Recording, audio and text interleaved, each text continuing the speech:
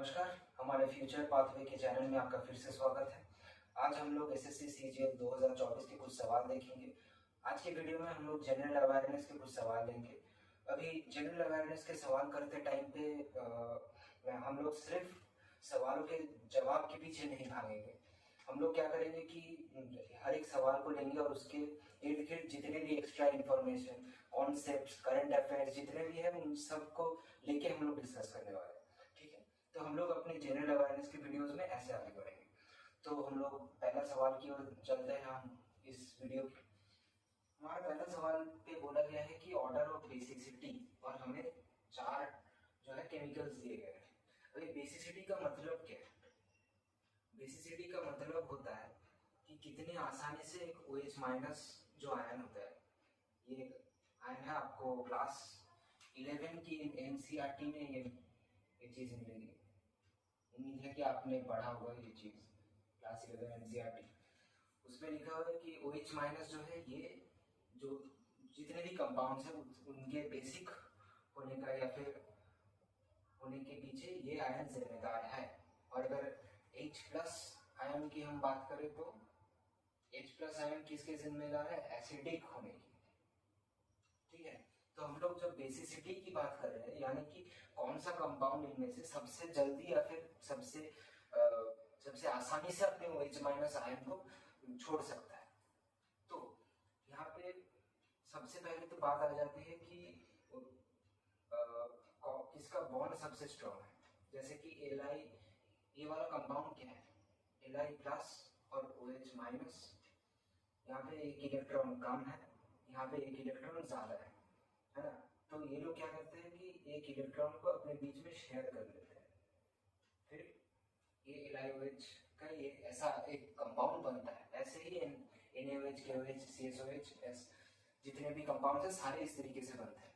तो मुझे क्या देखना है कि कौन सा कंपाउंड सबसे जल्दी ये इलेक्ट्रॉन जो है छोड़ के, ये OH माइनस इसे छोड़ के जा सकता है।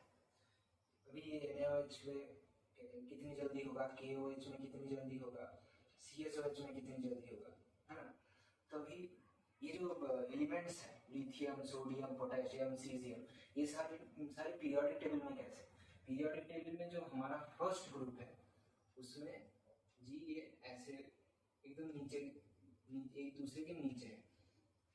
पोटेशियम के नीचे एक रुबिडियम करके एक एलिमेंट आता है, उसके नीचे आता है सीजियम, यानी कि सीजियम सबके नीचे, फिर रुबिडियम, पोटेशियम, सोडियम, लिथियम।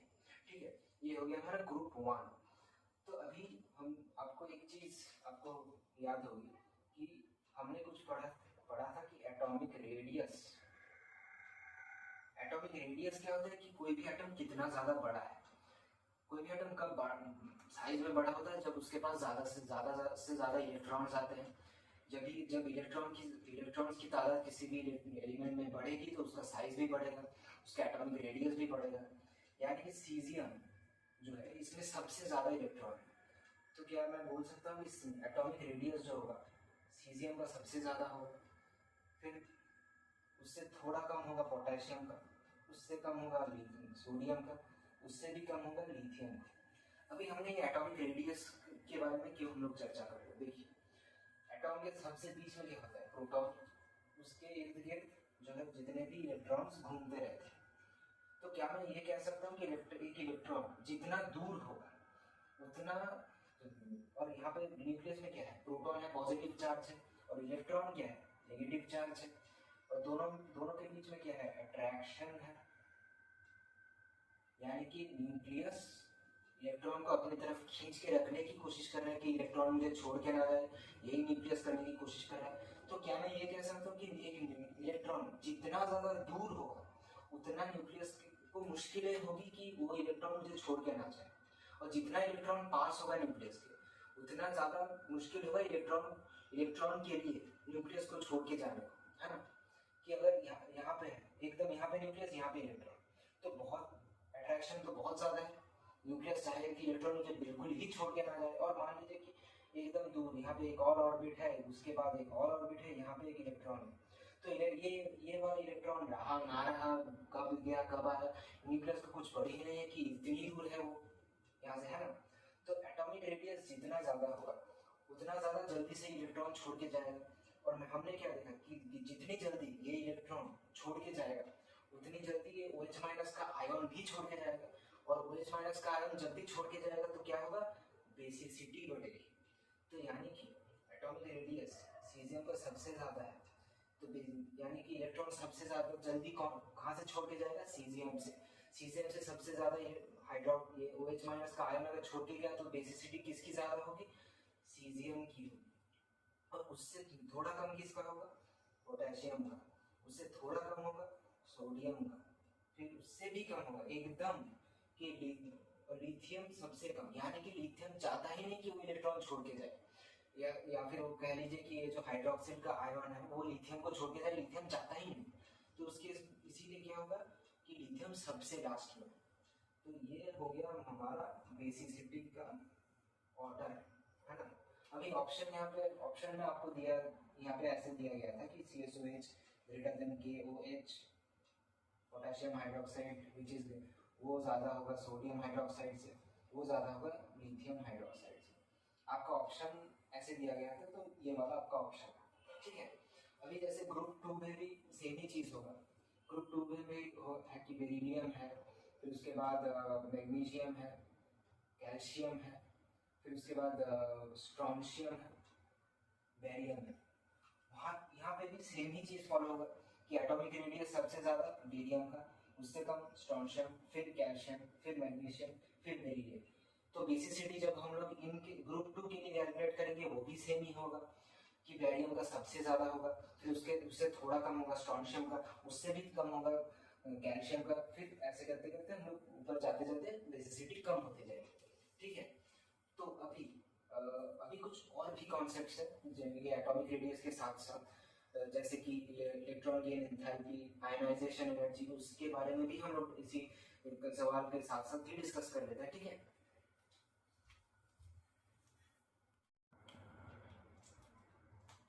देखिए हमने जैसे कि बोला कि हम एटॉमिक रेडियस के साथ साथ कुछ और भी कॉन्सेप्ट्स हैं जिनके बारे में बात करनी जरूरी है, तो वो हमने यहाँ पे लिख दिया है कि electron gain enthalpy, ionisation energy, electronegativity. चलिए एक एक करके बात करते हैं।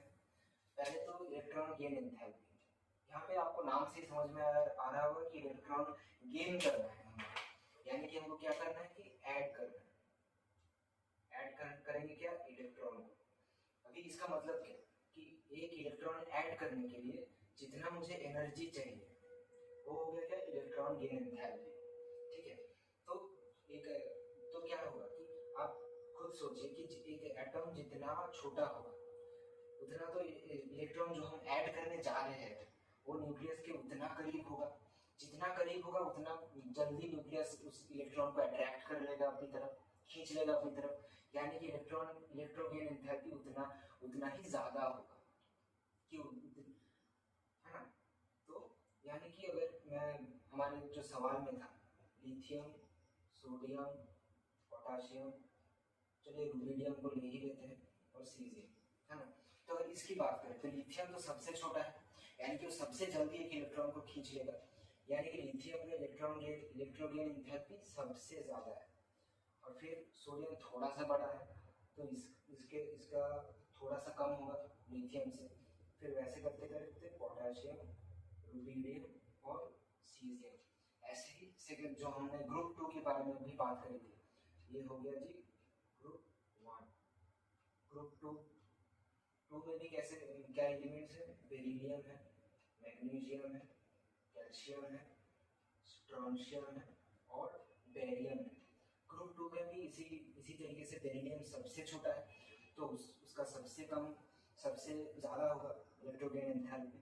फिर उसके बाद आएगा मैग्नीशियम, फिर उसके बाद कैल्शियम, फिर उसके बाद आएगा कैल्शियम, फिर उसके बाद आएगा स्ट्रोंशियम, और बिल्कुल आखिर में आएगा बेरियम, है ना। तो ये हो गया हमारे इलेक्ट्रोगेन एंथैल्पी, या जो जहाँ पे हमको निकालना है कि कितना एनर्जी लगेगा हमको अगर हमको कोई इलेक्ट्रॉन ऐड करना है। वही पे आयनाइजेशन एनर्जी क्या है, आयनाइजेशन एनर्जी है कि लूप, यहाँ पे हमने ऐड की बात करी थी कि इलेक्ट्रॉन अगर मुझे ऐड करना है, यहाँ पे मैं बात करूँगा कि इलेक्ट्रॉन अगर मुझे निकालना है, तो यहाँ पे क्या है कि ऐसे ही सोचिए कि जितना छोटा एटम होगा वो तो उसमें क्या कि इलेक्ट्रॉन उतना न्यूक्लियस के पास होगा, प्रोटॉन के पास होगा, प्रोटॉन उतना ज्यादा उसको खींच के रखेगा, जितना ज्यादा प्रोटॉन इलेक्ट्रॉन को खींच के रखेगा उसको निकालने में हमको उतना ज्यादा एनर्जी देना पड़ेगा, उतना ज्यादा हमको काम करना पड़ेगा, उतना ज्यादा हमको मुश्किल आएगी इलेक्ट्रॉन को यहाँ से निकालने में के लिए, है ना। तो यहाँ पे क्या हुआ कि सबसे छोटा एलिमेंट कौन सा था, लिथियम। ग्रुप 1 की बात कर रहे हैं हम लोग, लिथियम, सोडियम, पोटेशियम, क्या होगा फिर रुबिडियम, सीजियम। इसमें सबसे छोटा है लिथियम, तो सबसे ज़्यादा आयनाइजेशन एनर्जी किसकी होगी, लिथियम की। फिर आएगा सोडियम, फिर उसके बाद पोटेशियम, ऐसे करते करते हम लोग आगे बढ़ते जाएंगे। सीजियम जो है सबसे कम आयनाइजेशन एनर्जी होगी कि उसका एटम इतना बड़ा है कि न्यूक्लियस में कोई फर्क ही नहीं पड़ता कि कौन इलेक्ट्रॉन आ रहा है कौन गया, क्या फर्क पड़ता है, हम अपना काम करते चलो। लिथियम क्या है कि नहीं, मैं नहीं छोड़ेगा, ये तूने मेरे इलेक्ट्रॉन की तरफ कैसे नजर घुमाई। तो लिथियम जो है बिल्कुल ही अपने इलेक्ट्रॉन को छोड़ने के लिए राजी नहीं है, सीजियम को कोई पड़ी ही नहीं है अपने इलेक्ट्रॉन की। तो ये ऐसे ही सेकेंड ग्रुप की भी अगर हम बात करें तो कैसा होगा, बेरिलियम, मैग्नीशियम, कैल्शियम, स्ट्रोंशियम और आखिर में बैरियम। बैरियम जो कि सबसे बड़ा एटम है पूरे ग्रुप 2 में, और बेरिलियम सबसे छोटा है। और तो यहाँ पे इलेक्ट्रोनेगेटिविटी, अभी हम लोग इलेक्ट्रोनेगेटिविटी की बात कर लेते हैं कि इलेक्ट्रोनेगेटिविटी क्या है कि जब भी हम लोग जैसे LiOH ऐसे कंपाउंड्स की बात कर रहे हैं ना, तब मैंने बोला कि LiOH ये कंपाउंड फॉर्म कैसे हुआ।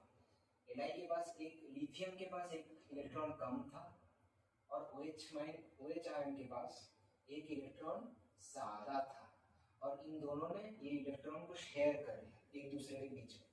तो लिथियम का जो एक इलेक्ट्रॉन कम था वो भी उसको मिल गया, OH- के पास जो इलेक्ट्रॉन ज़्यादा था वो भी उसने दे दिया।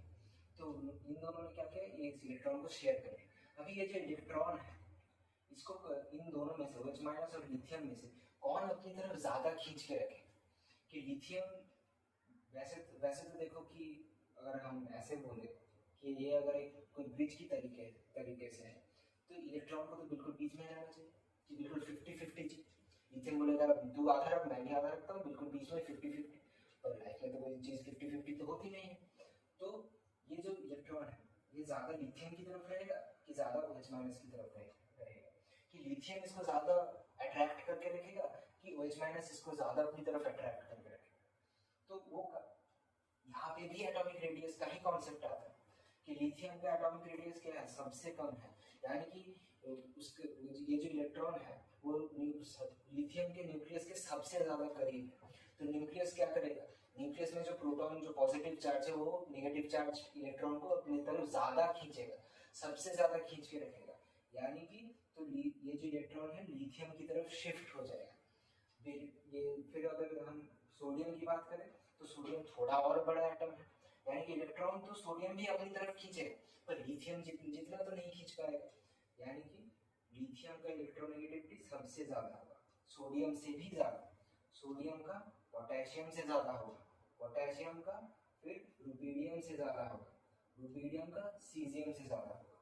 फिर ऐसे ही अगर हम लोग ग्रुप 2 की भी बात करें, बेरिलियम का सबसे ज्यादा, उसके बाद मैग्नीशियम, उसके बाद कैल्शियम, फिर स्ट्रोंशियम, उसके बाद बेरियम। ठीक है, तो ये हो गया हमारा इलेक्ट्रोनेगेटिविटी। ठीक है, तो ये वाला सवाल जो हमने किया अभी इसके संदर्भ में जितने भी इम्पोर्टेंट कॉन्सेप्ट्स है वो भी हमने देख लिया। चलिए अभी हम नेक्स्ट सवाल की ओर चलते हैं।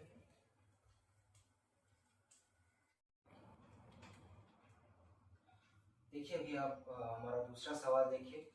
दूसरे सवाल में क्या बोला गया कि अवार्ड सोन बाय लता मंगेशकर। लता मंगेशकर तो आप सभी लोग जानते हैं, बहुत ही प्रसिद्ध संगीत कलाकार हैं हमारे देश के।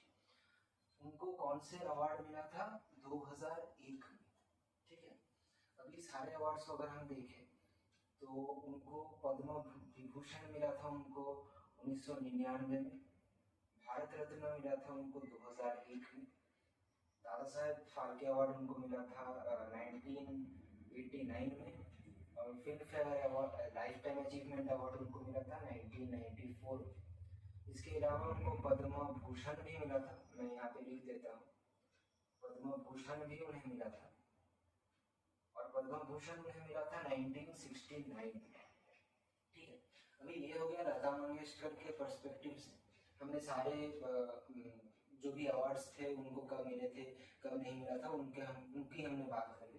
तो आंसर तो यहाँ पे आ गया 2001। पर अभी हम लोग सारे जितने भी अवार्ड्स हैं यहाँ पे, फिल्म फेयर अवार्ड हो गया, दादा साहेब फाल्के अवार्ड हो गया, उनके बारे में थोड़ी सी चर्चा कर लेते हैं। तो ये जो film fair life time achievement award है, ये कौन देता है? ये देता कौन है?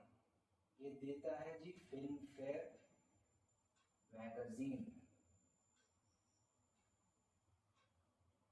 ठीक है, हम अभी इसकी बात करेंगे। फिल्म फेयर मैगजीन इस अवार्ड को देता है। और ये क्यों दिया जाता है? Artistic and technical excellence.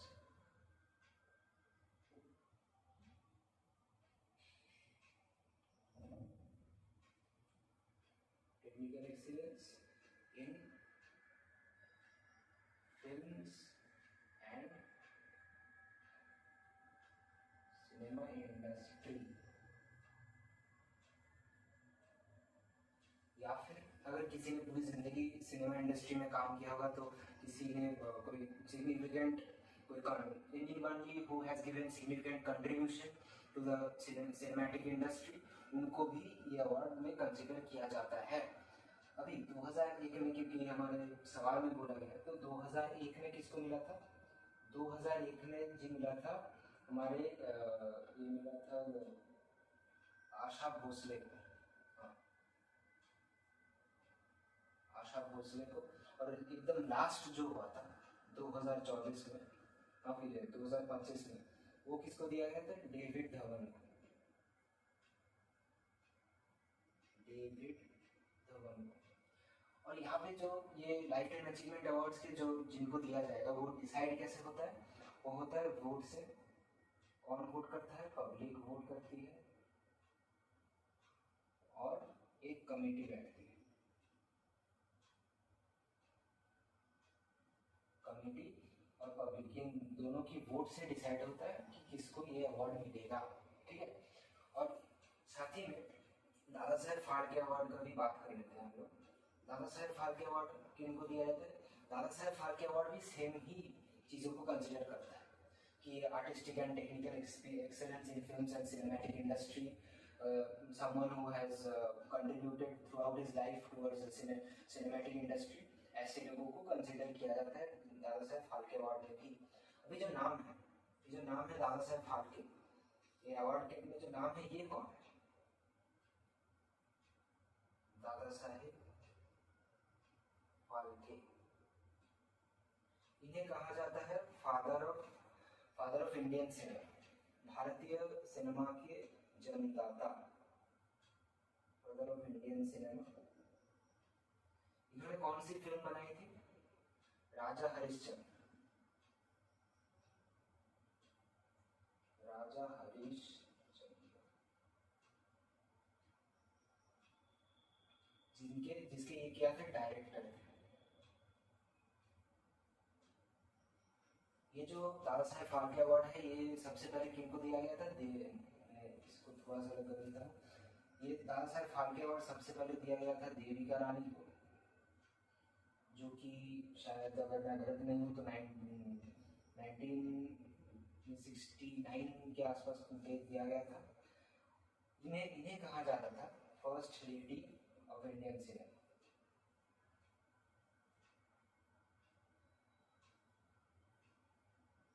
भारतीय सिनेमा के फर्स्ट लेडी। 2001 में फिर से अगर मैं बात करूं, तो ये दादा साहेब फाल्के अवार्ड दिया गया था यश चोपड़ा को।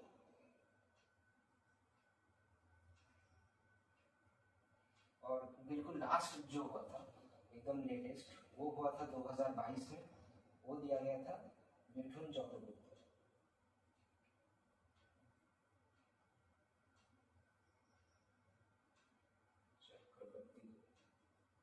ठीक है, तो ये दादा साहेब फाल्के कौन थे? इंडियन भारतीय सिनेमा जगत के जन्मदाता। उन्होंने क्या बनाई थी? कौन सी फिल्म बनाई थी? राजा हरिश्चंद्र, जिसके वो डायरेक्टर थे। सबसे पहला अवार्ड मिला था देविका रानी को। जिन्हें हम लोग first lady of Indian cinema के नाम से जानते हैं। और उनको कब दिया गया था? 1969 में दिया गया था। 2001 में जो हमारे सवाल में जो साल दिया गया है उसमें किसको दिया गया था? यश चोपड़ा को दिया गया था। जो लास्ट अवार्ड था वो 2022 में दिया गया था, मिथुन चक्रवर्ती को दिया गया था। अभी सवाल आपके मन में ये उठ सकता है कि यार यहाँ पे भी आर्टिस्टिक एंड टेक्निकल एक्सीलेंस के ऊपर दिया जा रहा है, यहाँ पे भी आर्टिस्टिक एंड टेक्निकल एक्सीलेंस के ऊपर दिया है, तो दोनों में डिफरेंस क्या है? डिफरेंस ये है कि ये दे रहा है जी फिल्म फेयर मैगजीन, और जो दादा साहेब फाल्के अवार्ड है ये दे रहा है कौन? गवर्नमेंट, हमारी सरकार ये दादा साहेब फाल्के अवार्ड देती है। और यहाँ पे जैसे वोट पब्लिक और एक कमेटी वोट करती है, यहाँ पे क्या होता है? एक कमेटी बैठती है, गवर्नमेंट अपॉइंट करती है एक कमेटी, एक कमेटी अपॉइंट किया जाता है गवर्नमेंट के द्वारा, जो कमेटी फिर बोलती है कि हाँ इसको अवार्ड मिलना चाहिए, उसको अवार्ड मिलना नहीं मिलना चाहिए, ये कमेटी डिसाइड करती है और वहाँ पे होता है वोट के बेसिस पे। ठीक है, तो ये हो गया कुछ फिल्म की दुनिया में कुछ अवार्ड। अभी हम दूसरे पार्ट में हम लोग देखते हैं कि जो पद्म विभूषण, भारत रत्न, पद्म भूषण, ऐसे जो सिविल अवार्ड्स है उसके बारे में हम लोग थोड़ा सा जान लेते हैं। ठीक है, चलिए।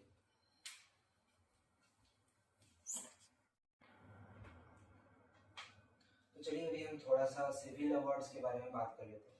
सिविल अवार्ड्स में सबसे ऊपर आता है हमारा भारत रत्न, जिसे हम लोग बोलते हैं कि हाईएस्ट सिविलियन अवार्ड। उसके नीचे आता है Padma Vibhushan, second highest civilian award. फिर आता है पद्म भूषण जो है थर्ड हाईएस्ट सिविलियन अवार्ड, और फिर उसके बाद एक आता है पद्मश्री। ठीक है, तो ये सारे क्या है? सिविलियन अवार्ड्स, सिविलियन अवार्ड्स है ना। और ये सारे जितने भी अवार्ड्स किनको दिया जाता है? बोला गया है कि एक्सेलेंस ऑफ ह्यूमन एंडेवर्स, ऐसा लिखा गया है। मतलब किसी को भी दिया जा सकता है उनके काम के लिए जो उन्होंने पूरी जिंदगी में करी है। अभी इनके लिए कौन एलिजिबल है? सब लोग ही एलिजिबल है। क्या गवर्नमेंट एम्प्लॉइज भी एलिजिबल है? हाँ जी, आपको दिमाग में रखना है कि गवर्नमेंट एम्प्लॉइज भी इसके लिए एलिजिबल है। हाँ, गवर्नमेंट एम्प्लॉइज में से कौन एलिजिबल नहीं है? जो लोग पीएसयू में काम करते हैं, पीएसयू वाले नॉट एलिजिबल। अच्छा, इसमें भी एक्सेप्शन है। एक्सेप्शन कौन है? एक्सेप्शन कौन है? डॉक्टर और साइंटिस्ट,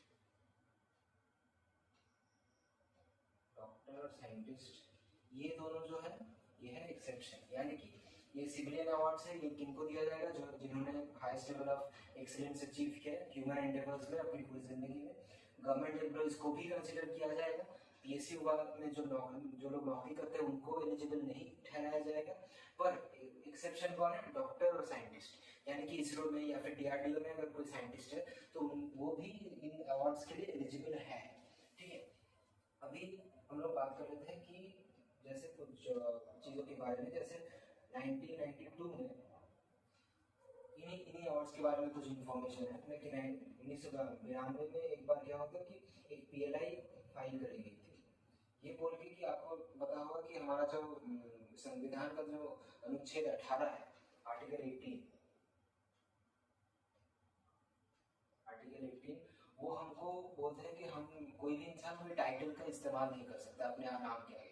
यानी कि पहले जैसे राजा महाराजा नाइट, ये सब टाइटल जो लोग इस्तेमाल करते थे उनका इस्तेमाल नहीं हो सकता। ये हमें अनुच्छेद 18 बोलते हैं। तो पीएलआई क्या फाइल करी गई थी कि जो ये सारे जो अवार्ड्स पुरस्कार दिया जाता है ये भी तो टाइटल ही है।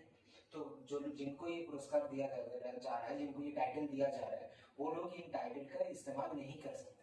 पर सुप्रीम कोर्ट ने क्या बोला? सुप्रीम कोर्ट ने बोला कि भारत रत्न और पद्म अवार्ड्स ये सारे आर्टिकल 18 से एग्जेम्प्टेड है, एग्जेम्प्टेड फ्रॉम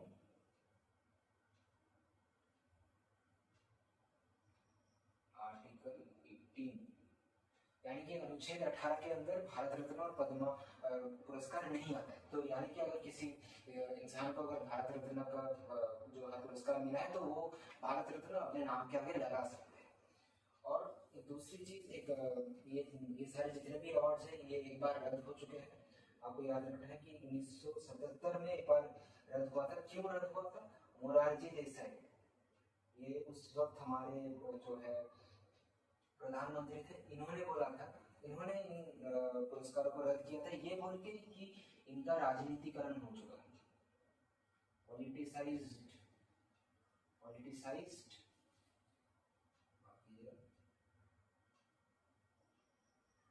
पॉलिटिसाइज्ड और इनका कोई काम ही नहीं बचा, कि इनका कोई वर्थ ही नहीं बचा, वर्थलेस। तो 1977 में मोरारजी देसाई ने इन अवार्ड्स को बंद कर दिया। फिर उसके बाद जब इंदिरा गांधी फिर से प्रधानमंत्री बनी तो उन्होंने फिर से चालू कर दिया। और 1992 में भी मध्य प्रदेश के हाईकोर्ट ने भी इनको रद्द किया था। क्यों? क्योंकि मैंने जैसे बोला कि ये जो केस चल रहा था पीएलआई का, उसके तहत मध्य प्रदेश ने हाईकोर्ट ने भी इनको रद्द किया था कुछ देर के लिए, कुछ सालों के लिए। फिर 1993 से फिर से ये चालू हो गया था। ठीक है। और कुछ चीजें आपको याद रखनी है, जैसे कि भारत रत्न जो 2024 में लास्ट दिया गया था। 2024 में जिनको भारत रत्न मिला था, भारत रत्न, वो कौन कौन थे? एल के आडवाणी थे, जिनको दिया गया था हिंदू जो संस्कृति है उसके ऊपर, उसके बचाव के लिए काम करने के लिए। फिर दिया गया था कर्पूरी ठाकुर को,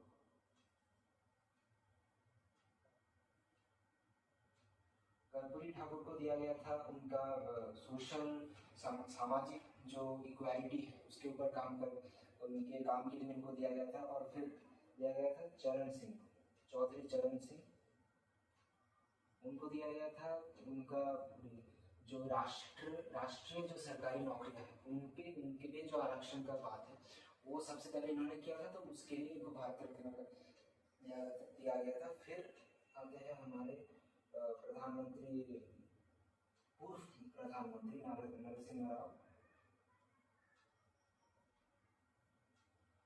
जिन्होंने जो है एलपीजी रिफॉर्म्स के टाइम पे हमारे देश के लिए जो काम किया था उसके लिए दिया गया था। और आखिर में है एमएस स्वामीनाथन।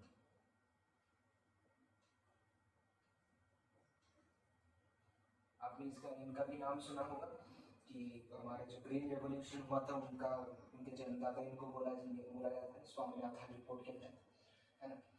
तो ये हो गया 2024 में जो लोग जिनको भारत रत्न मिला था। और सबसे पहला भारत रत्न यानी कि 1954 में जिनको मिला था वो कौन थे जी? सीवी रामन थे।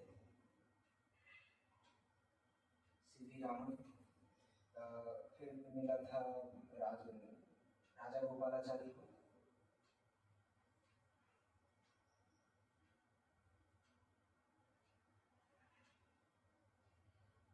और मिला था जी राधा कृष्ण, सर्वपल्ली राधा कृष्ण को भी।